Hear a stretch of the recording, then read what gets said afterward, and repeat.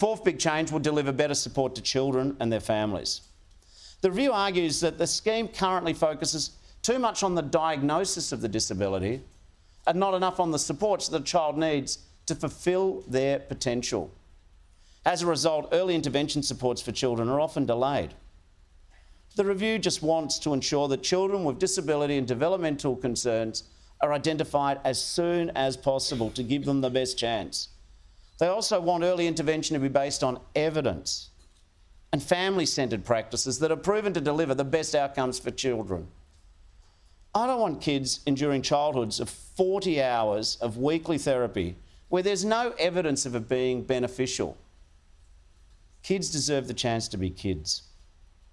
Not enough support has been given to families, and we know that children thrive when families are well supported.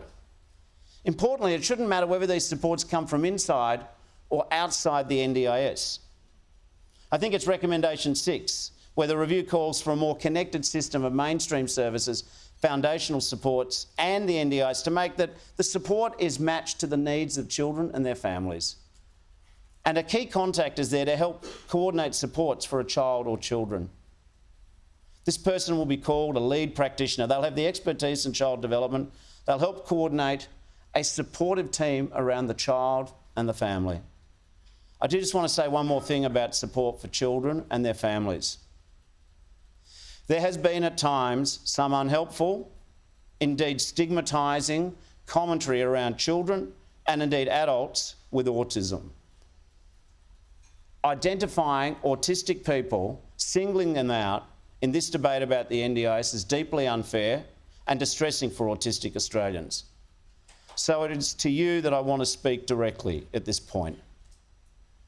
You are part of not just the disability community, but the Australian community. You deserve better than unfounded gossip and needless anxiety.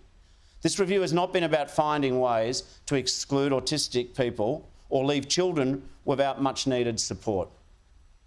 If you read the report, you will see it recommends removing diagnosis as the primary basis for entry into the scheme, because that approach is actually unfair. The recommendation is to create a unified, connected system of support, and most importantly, support levels that are matched to need. Your child may need a modest amount of support that should be found in mainstream settings like schools and kindergartens and childcare, or through the foundational supports which will be ramped up through additional investment. If your need is a higher level of support, then the NDIS is there for you. This approach is about making sure that every child, all kids, get the best chance in life and matching supports with needs. Now, the fifth big change recommended is in the area of psychosocial disability and mental health. Despite the best endeavours, the scheme hasn't worked as well as it should have for participants with a psychosocial disability. Current approaches to planning don't take enough account of the episodic nature of these disabilities. And in addition, services are not always based on what we know works well. The review says a new approach would better meet the episodic nature of serious psychosocial disability and mental health and focuses on recovery. That's at recommendation 7. So what would this look like? Creating an early intervention pathway for people with psychosocial disability. Coordinating NDIS services with the public mental health systems. Developing foundational supports for people with psychosocial disability who are not NDIS participants. And it would involve establishing new standards for service providers.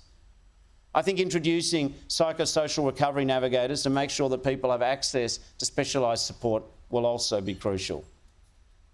To be very clear, it is the intention of the review that people with psychosocial disorders that are significant and permanent will remain covered by the NDIS.